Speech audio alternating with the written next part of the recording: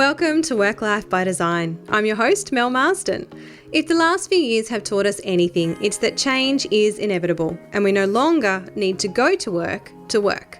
As a workplace dynamic strategist and the founder of Community, I draw back the curtains on my own business, the clients and projects that we deliver, along with tapping into the knowledge and insights from academics, business leaders and champions of change. I believe that our environments have the power to positively influence our behaviour and performance, inspiring our human potential. Hello and welcome back to another episode of Work Life by Design. Now, one of the things that I come across the most when I am doing the work that I do is change. Change management, change leadership, change transformation, whatever label you want to give it, change is something that is inevitable in our businesses and in our work lives. And particularly in the work that I do in designing and creating new workplace environments for businesses, the whole precedent of changing and creating a new workplace is that we are moving forward, that we are creating change and we want people to behave differently in that space. The workplace that we are designing is often very, very different from the workplace that people have left. However, we then need to train them and educate them and onboard them into those new work environments so that they understand how to use them, how to engage with them, and how to ensure that they become successful. Guiding people through change successfully can be one of the most difficult things that I think an organisation can do. And I've seen change done really poorly, and often that's just because people didn't understand that engaging people through that whole process and onboarding them into a new space or to how to use a new system was going to be necessary to ensure its success. And what I often see is that people will bring their old habits, their old routines, their old rituals, and they transfer them into this new state. And the problem there is that those old habits and those old routines, they no longer work in this new space or in this new environment, and they go against all of those new ways of working and those new ways of operating that we are trying to create. So it's really important that we show people and we transition them through change in how they should be engaging with that new space. So today I wanted to get a bit of a backstory on why change is so important to get right in an organisation and some of the things that we should be considering when we're embarking on a change process and when we need to bring in the professionals to support us in making sure that we succeed. So today's guest is Dr. Kate Byrne. Now, Kate has a PhD in communication and over 20 plus years in the field. Kate is an experienced strategist, change leader, and communication practitioner who supports senior leaders through organisational change and on how to design and to bring to life strategic narratives. She is the host of the New Way podcast, as well as the managing director of Ever Change and Communication. They are a dynamic consultancy that helps public sector leaders drive and deliver organisational transformation, behavioural change, all in an effort to improve organisational performance and help their people adopt new ways of working. So in today's episode, we are chatting about the greatest area that she is seeing organisations looking for support when it comes to change, the impact of storytelling and how to use that strategic narrative to ensure that we're all singing from the same hymn sheet and we're using a common language, the tipping point of engaging external support for implementing successful change, why change actually follows a framework, but how it needs to be unique to your business, and why communication is the core of a successful change strategy and why we need to focus on the moments versus the events. And she's also going to share with us the one area that she believes all businesses should be focused on to elevate our experience of work right now. Plus, we're going to kick it off with a common values alignment. We both have a no dickheads policy, so we chat through that. Plus, we wrap it up at the end with our shared passion for continual evolution and why change is good. So without any further ado, please let me introduce you to Dr. Kate Byrne.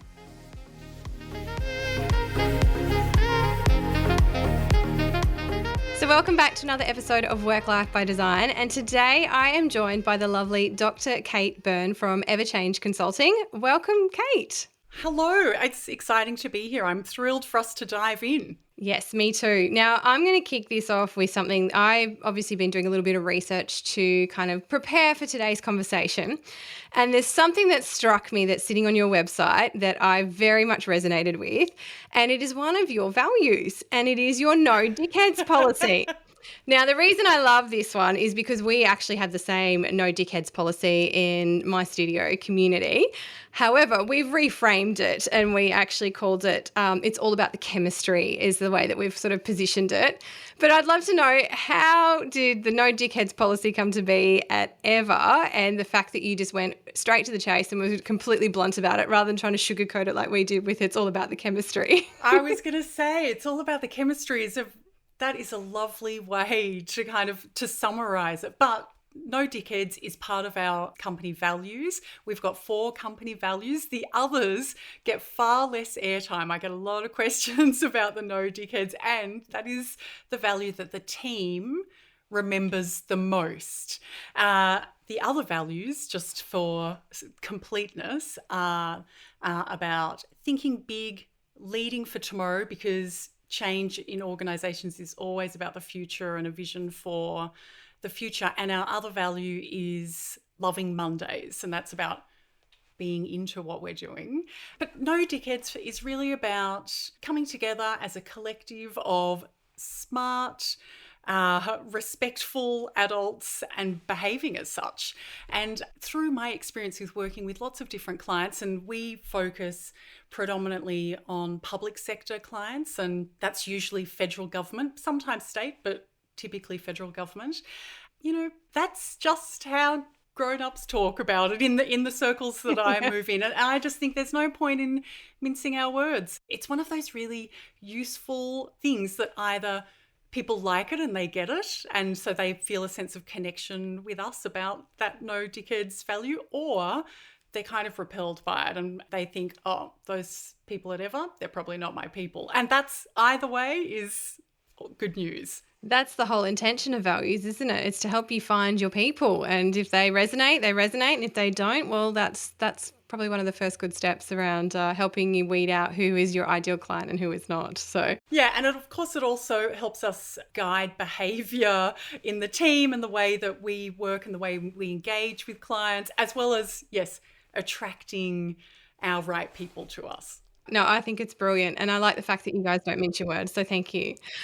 Let's talk a little bit more about what the rest of what Ever do. And the fact is that you're in change management and communications consultancy to help organisations through those tricky moments. Now, change is something that's pretty inevitable for us all at the moment, and we've been through probably the biggest upheaval in the last 2 years with everything that's happened with the pandemic. We're now navigating a whole new way and world of work. People are looking for hybrid ways of working, much more flexibility, all of that stuff that comes with this new world that we're working in. I'd be interested to know, from your experience and the conversations that you're having and the work that you're doing with organisations, what are some of the biggest things that you're seeing at the moment? What are those big challenges that organisations are really trying to navigate?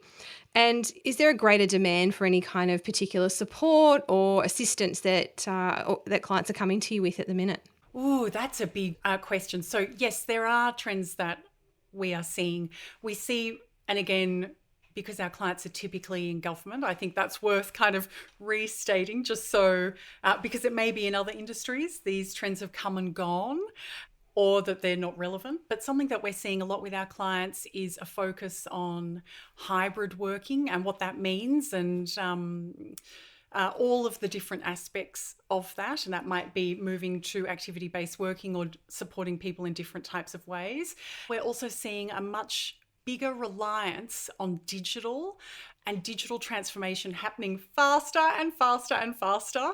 And then, of course, there are other types of challenges that we see around just managing processes that, that would have been okay before COVID, but now they're kind of outdated. So COVID is, as it is for everyone, was a big marker, a big change of direction for a lot of things. But yeah, so there's some key reasons why people are looking at organisational change in the public sector. Another trend that we're seeing is more of an emphasis on the need for great change management and great communication as well, great change communication as well. And I think that that has to do with responsible spending of public monies more and more, because change management is about getting that return on investment. It's one thing to, like in project management, to kind of say, we delivered it, tick, here it is. And now we've thrown it over. It might be an IT system. It might be a new build. Here's the new office space. It might be any number of things, the values and behaviors for your organization. You've written them down. That's awesome. Delivered. But actually, that doesn't make any difference to the way that people are working, or to adopting new ways of working, to getting a return on the investment, on the vision that you had, all the investments that you made along the way. So that's where change management comes in. And there is definitely more and more of a focus. We're having more conversations than ever with people about taking that seriously. I think that's a really interesting point that you raised there, because I would have to agree. I think in the work that we do with organisations and preparing them with new workplaces and then trying to onboard them and transition them into those new spaces, actually understanding the intention behind the design of the space and how it's to be used. And it's that behavioural change piece. And like you said, it's all great to sort of tick the box and go, yep, it's done, it's built, we've managed. But it's then actually that implementation piece and that taking everyone on the journey to really understand and embrace that new way of working that goes with that space. And that is very much a behavioural change thing. Why is it that you think that that's become now something that people are putting more focus and an emphasis on that they previously haven't? So I think that project management as a concept had its time in the sun on the stage with the public sector. And of course, project management is incredibly important. But I think that there is now a history, a track record of proof that if we aren't thinking about the people side of change, then we are not going to get the success that we're looking for. And we quite often, not all the time, but we get calls from people because they've tried it they've tried their initiative without thinking about change management very much, and it hasn't been successful. And so they're trying to do it again, better this time. So that's not always the case. More and more as people think about it, they are getting these kinds of capabilities and skills. They're thinking about change and introducing new ways of working across organizations. They're thinking about that change management capability and communication earlier and earlier and earlier. And we're seeing that with engagements. But there's a lot of places that have got a track record where things just didn't go as well as they'd hoped. I think that's a big driver for why there's more focus on change management these days. And a lot of change management, if I'm correct, is around behavioural change. So what are some of the tools that you use to change behaviour? Because in workplace design, we use different types of space typology, zoning, sort of those physical cues to, influence the way that people will react and respond and therefore behave in a particular environment. How does change management do that when you don't have any of those physical things around you to actually kind of guide that change? Sometimes we do use the physical environment around us to support behaviour change, but I think change management really starts with understanding the intent and the vision for it. It also starts with something that we create, which we kind of think of as a strategic narrative, but is like the story for change, the big reason why, and getting clear on that. In our toolkit, we've got different tactics to do with change management, such as getting to know where is this business and what are the impacts of this change likely to be? So doing a change impact analysis and assessment, and through that process, getting kind of some recommendations and tactics and putting plans in place. And so there's a whole body of work around the approach that you might take to do that. But it typically comes down to things like the change story, the role of leadership. Communication is so important, and getting that right. Building capability, which is about training, learning, development. They're some of the biggest, but not the only tactics that we use when we're thinking about change. The specific tools and tactics that you use in each circumstance are going to be different, going to be tailored to that change. So that's actually a point that I wanted to question with you. Is there a typical process that you apply when you take a client through a change management process, or is it very tailored and very unique to each organisation? Because, no doubt anyone who's listening in here would be interested in knowing whether or not this is something that's kind of an out of the box solution, or is it tailored? Because many organisations come to us and go, "We want you to design us a new workplace, and we've heard that this activity-based working thing or this hybrid way of working is the way that we want to do it. Can we have one of those, please?" And it's like, doesn't quite work that way. There's a process that we go through to then determine what that actually looks like for you. And I presume that change is very similar. It's not this out of the box, one size fits all kind of concept. Yeah, exactly the same. There are change management frameworks and methods and models. There are concepts, and I kind of think of a framework or a method as kind of a really overarching template or roadmap that you can take people on, but it doesn't work without tailoring it. They're just concepts. You do have to bring it to life, and that word, "it depends," Yeah. is such a critical part of it. No change is going to work without it. And the kinds of things that it depends on are understanding the intent of the change, the drivers for it. What is it out there in the world that means that this change needs to happen? What are the impacts of that change? Who is it going to be impacting? How are they doing things now? So the delta, the size of that change, their feelings and emotions around it. And then, of course, all of the facilitating conditions that we might be able to put in place. When I say facilitating conditions, I really mean the structures, processes, workflows, tools, techniques that we can use to bring it to life. And that includes some really serious stuff like, what's the budget? What resourcing do we have that we're able to allocate to this? All the way through to very specific communication techniques, or something from nudge theory in an environmental signage or something like that. So it can be very, very tailored, but that is the key to making it work. Yes. Yeah, and as it is with many things, I would take it as well. So you mentioned the storytelling piece there and developing that strategic narrative. Can you just explain that a little bit more to me? Because I really like the idea of this, and we use something similar in the way that we design workplaces as well. Because when we create the original vision for the project and what we want to communicate through the spatial design, we're looking for what we would typically describe as a design metaphor. So we're looking for something that we can build out and flesh out, and it becomes this core idea and this principle that we can then build upon, and that becomes that story for the whole process. How does it work when you are doing it from a change perspective? Ooh, that sounds so interesting. I love that, the kind of central metaphor around it. Look, I think there's probably some similarities. Just so we're all on the same page, to me, a strategic narrative is a compelling story about why this change needs to happen. So that's at its highest level. It explains the context in a way that all of the impacted stakeholders, and when I use the word stakeholders, I mean all of the humans, the individuals that are literally going to be impacted day to day in some kind of way, or that they need to know about it even if they're not being impacted. It's relevant for some reason in their life or their work, their stakeholders. But we want to communicate it in a way that is meaningful and that everyone can relate to.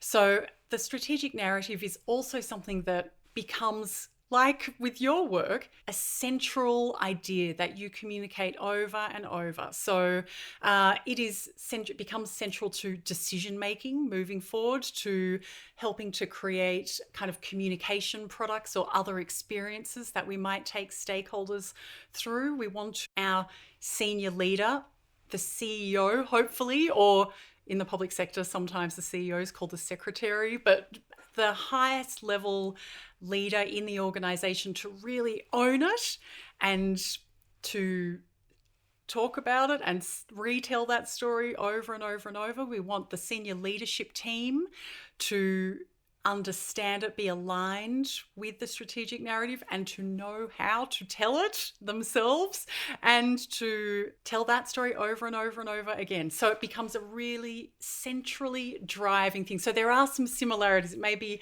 our process is a little bit different. But the reason why a strategic narrative is so important is because it communicates the meaning and the purpose of this change. And research tells us that meaning and purpose is way more effective than almost anything else when it comes to people paying attention. And getting attention is really important in change management. Without attention, without any awareness, we're kind of still stuck at the start gate. Yeah. So attention is incredibly important. And meaning and purpose is way more effective than other kind of more old school tactics like urgency. Urgency can still work sometimes. You've got to move, you've got to pack up your desk by Friday. Yes. It's Thursday, you've got to do it Why? now. But there's a place for those things, but meaning and purpose is wildly effective. When you work with organisations, if there's an organisation that was looking to embark on a change process and, they've identified that there's some things that need to be resolved in the business, we know that we need to come in and we need to, support people through this, transition them, help them learn new behaviours, understand new systems, new processes. At what point does an organisation or should an organisation start looking to external consultants and support, such as Eva, to come and help them with that versus internal resources and capabilities? Is there a tipping point where that the organisation should be looking at?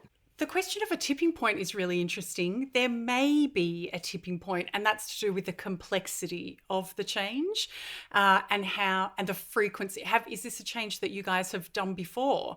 Do you have the corporate knowledge around it? Was it successful last time? Did it make all of your dreams come true last time you did it with in-house? So there potentially is a tipping point there around your past experiences and the degree of complexity. The big issue really comes down to in-house capability from our perspective. There are some organisations that have, I'm going to call it like a centre for excellence, an in-house consulting model, and that might include change management. It might also include project management, program management, or any other enabling capability that works across the organisation that can be called on from time to time. And in that case, there may never be a need for an external, because you may have the in-house capability. You might have your change management framework ready to go. You may have expert change managers as part of your employee population, and that might be great. And because you've got that in-house consulting model, you might be good to go. But typically we find that people are still on that journey of developing that in-house consulting model. That's a very attractive model for a number of departments and agencies that we work with, but they're still on the way there. And the capability for bringing to life organisational change or a specific change initiative, like a really, really big program of work where there's going to be a lot of attention on it, a lot of eyes, cabinet attention. If you screw it up, you're going to get in trouble. There could be a number of reasons why suddenly change management capability becomes very, very important. So that typically when we're hearing from people and when we're having those conversations, it is a capability, an in-house capability shortfall, I guess. They're just not there yet. And I think that sounds like, having that outsourced expert come in from yourselves, you've been across a number of these things, you've seen these things before. And even if that capability is there in some way internally, this is sort of supplementing that knowledge and helping elevate that skill set, and then being able to really execute on the resources that are within the organisation to help leverage and distribute and manage the whole process. Oh, 100%. There are a lot of reasons why any large organisation or small organisation would bring in an external expert for something, whether it be a consultant, whether it be in change management, whether it be in any of our areas of specialty or something completely different. And they can be all different kinds of reasons. They can be risk mitigation. I've got a report from an external expert that advised us on these recommendations XYZ. Thus, this is the truth. This is what we're going to have to do. It can also be that the fresh eyes can just be very, very valuable when you are at that point of, it may be that the senior leadership team is wanting to formulate that strategy for the future, and what would this in this new world, what does the organisation look like? What is our intent, and what is the path to that? And kind of fresh eyes and expert facilitation of that process can be incredibly useful. There's lots and lots of reasons for sure. I originally came at your question from a, why would people from Ever or anywhere else be embedded to deliver? And I think that capability issue really comes to the fore, because change management is rarely a 5-minute job. It's not something that you can be like, okay, I started on Monday, I finished on Friday, good to go. So because when we're dealing with people and when we're dealing with complex change across large organisations, for example, a number of the public sector organisations that we support, one initiative that the team is supporting at the moment has got more than 400,000 stakeholders across Australia. I mean, just a little project. It's just a little tiny project. A lot of government agencies can have thousands of employees, and so managing that change effectively is really, really important for that population. And it's going to take time. So when you're embedding a change manager, which can be a very useful thing to do, or a team, it can be the beginning of a longer term relationship. Yeah, and like when you're talking about change that is of that scale, it'd be very unlikely that there would be the internal resources to be able to support that change over that length of time, or even being able to assemble a team with the right capabilities to be able to do that. Hence the reason that external support comes in and can help with that. Are you ready to transform your workplace and inspire the human potential in your business? Then why not book in a complimentary strategy call with me?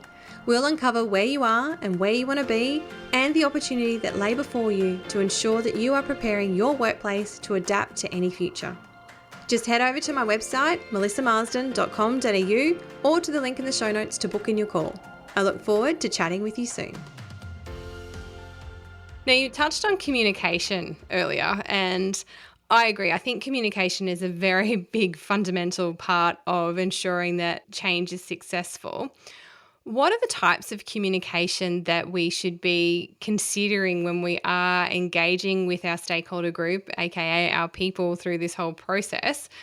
Why is it so important? How do we go about making sure it's effective? And one of the things that I see in the organisations that I work with from a change perspective and that communications piece is that it tends to be very one-way communication. People are getting told a lot of things. There's not a lot of feedback coming back, but also that has its own challenges because we're expecting people to have read something or seen something in a place that we put it, and those people, I know that things have been put out on Yammer 5-6 times and someone will go, I've never seen it. Like, how do we go about making sure that our communication is actually effective, visible, impactful, contributing and supporting? Yeah, that's a great question. We are on the same page. Communication is incredibly important. I don't know how you could change an organisation or introduce new ways of working without really, really effective communication. So it is really important for us to get it right. And I just have to say, that observation that you've had, that you typically see a lot of kind of one-way communication, I have to say, I see that too. And I hear from stakeholders a lot of the time, if I start talking to people about change management or organisational change, I hear words like, it's being done to us, or we had to endure this change, or it was imposed on us. I assume you're laughing. Sounds very painful. It sounds very painful, doesn't it? But this is something that I come across, I hear over and over again, and it's awful. And I'm sure you may have heard similar types of things when you've been supporting change initiatives as well. That is not effective communication. That is a sign that things have not been going as well as they could be there. I understand why, and I'm just going to say I know I'm going to rep for all of the change managers out here when I say this, but this is something that many change managers I see need to do better at, because there is, in the world of communication, I tend to think about it like, for our goals with communication, that there's a little step ladder that we go up. And the first step on the communication objective or goal rung is around awareness. So that is about knowing, what do our stakeholders need to know? What do we want them to know? And that's kind of the easiest box to check. And that is when one-way communication, if you see it enough times, you mentioned sometimes you may have put something out there 6 or 7 times. Everyone feels that way.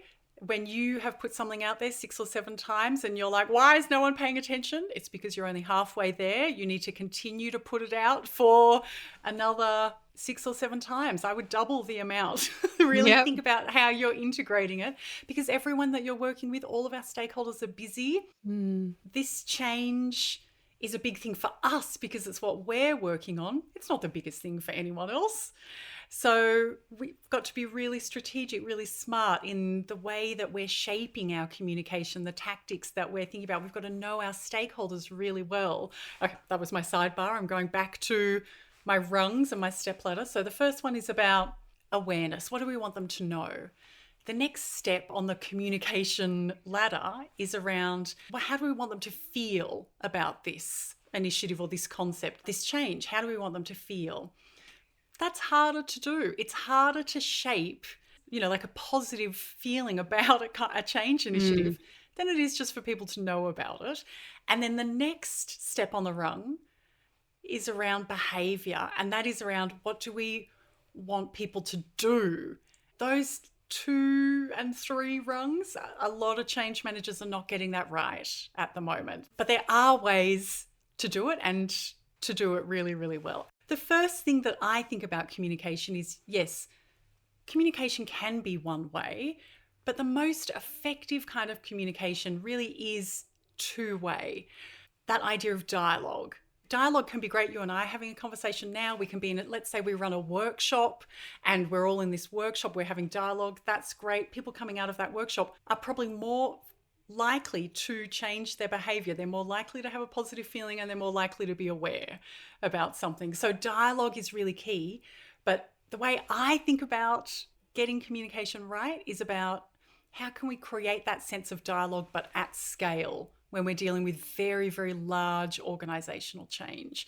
That comes down to thinking about communication, every communication as an experience, an event or an experience. I had a conversation with a very smart guy called Colin Beattie a while ago, and he introduced the idea of events versus moments to me.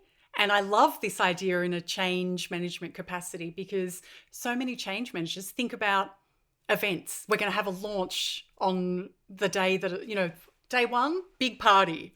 We're going to have, the CEO is going to make a video. That's, an event. We're going to have a breakfast. It's going to be exciting. We're going to have an event.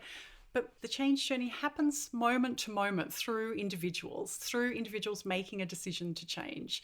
So if you're listening to this and you're thinking, okay, I've got to put together a communication plan. Okay, there's a change, and what should I do? Think about how you can do dialogue at scale, and think about how you can support communication through those moments as well as the events. Because the events are the fun things to do, but think about the moments and supporting your people, communicating with your people through the moments.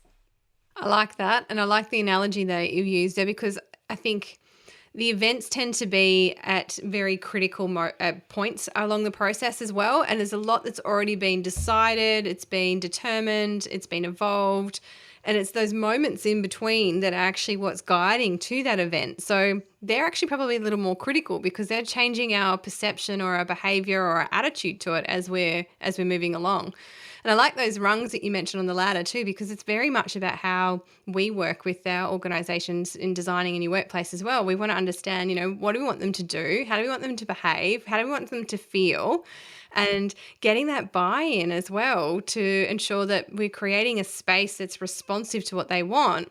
And then it's that communication back to them to make sure that then they understand how we took the information we heard, how we've implemented it, and how they can now actually engage with those new spaces. So lots of communication in there, though. That's all. It is very much the crux of the whole thing. I'm probably biased, but I think it has to flow through the whole thing. That strategic narrative that we talked about beforehand, that's a communication tool. So it's also a decision-making tool and a guiding light in a number of other ways, but it's centrally a communication tool. So communication, I'm going to say, is everything. It's not the only part of change, but without it, you're not going to change. Yeah, I agree.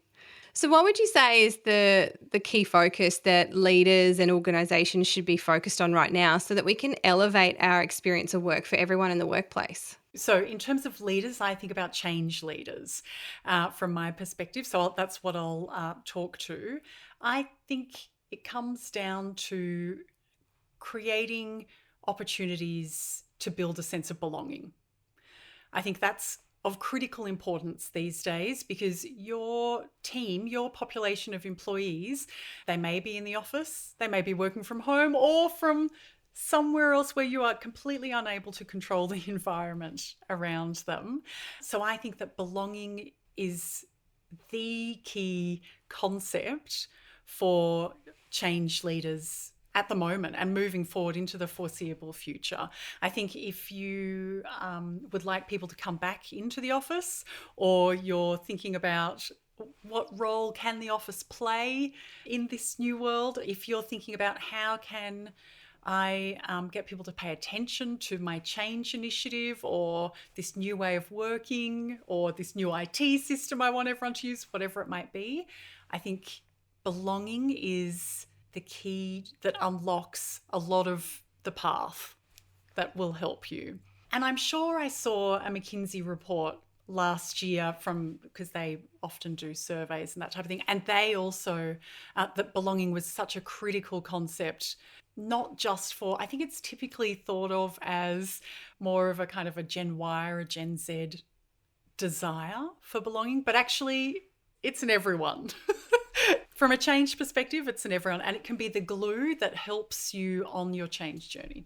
And I think that's a really good point. And I would agree with you. That's very similar to the research that I've seen as well, is that belonging needs to be such a critical factor in creating a work environment there where people want to be.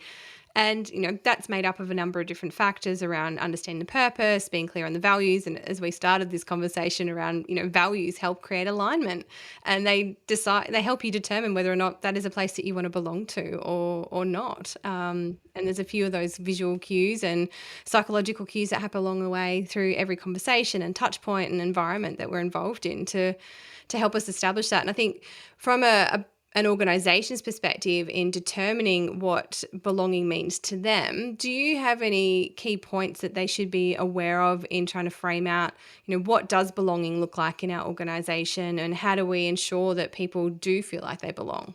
So again, I'll talk about this from the perspective of change management and organisational change. And just let me know if this is too niche or too kind of strange. In change management, there's this idea typically of resistance that you might, we're skipping along on our change journey, happy people coming with us, but then there's a bunch of people of varying sizes and shapes and different groups that are resisting the change. And that as change managers or change leaders, you want to think about how can you mitigate resistance and, what are you going to do? Do you have a resistance management plan in place and that type of thing? From a belonging perspective, all of your employees and stakeholders and all of their insights are highly relevant, and resistance is not a problem. That's just data. And it's just a response to change. It's just a response. And there can be any number of responses, no matter what the change initiative, even if the senior leadership team thinks it is killer, it is amazing, it's super exciting, there's no downside, there'll be someone in the organisation who feels a downside. And then for a different change, that person actually may feel, if we think about returning to work is a great example, returning to the office. For some people, that's really awesome because they get to reconnect with and feel more close, and that sense of connection, and they get to have lunch with their work buddies and their work wife again. But for other people, it's a bummer because there's a longer commute, which is costing them money and taking up time out of their life. So there's any number of responses, emotional and otherwise, but in particular emotional responses to change and resistance. If you're wanting to think about how can I help create that sense of belonging, people that are resisting your change, they still belong. They still belong. I think typically there was that idea, if you're resisting, you don't belong here. That's bull. There may be a need occasionally, but that's much further down the track. Resistance is just a response to change, and it's data, and it can be incredibly useful to take that seriously as feedback and to think about how you can incorporate that. Maybe you need to refine your approach to this organisational change. Maybe it is maybe there is gold in that response and in that feedback and understanding it. And so I think when I think about belonging from a change perspective, I think about reshaping and repositioning that idea of resistance. I think we could talk about this for a very long time, but we are, getting near the end of our episode today because I've had similar things, and it's been the what I call the anarchist in the room has been the one that has given us sometimes the most valuable feedback that has completely taken a different perspective on a project to give us that, that magical outcome. So I do agree, paying attention to some of those people who are resisting, you can actually find gold in some of their thoughts there as well. I have really loved our conversation today, Kate. Thank you so much for joining me on the podcast. I want to wrap up with one very final question, and the podcast is called Work Life by Design. And so I'm curious to know, from your perspective, how have you gone about designing a work life that you love? Well, I've loved chatting with you as well, and I'm excited that we're going to be on each other's podcasts. And I'm looking forward to turning the tables. How have I designed? I think it is through keeping my values top of mind for me personally. When I say values, I'm probably, because I know values can kind of be nebulous, like, what do I mean exactly by that? How does that play out?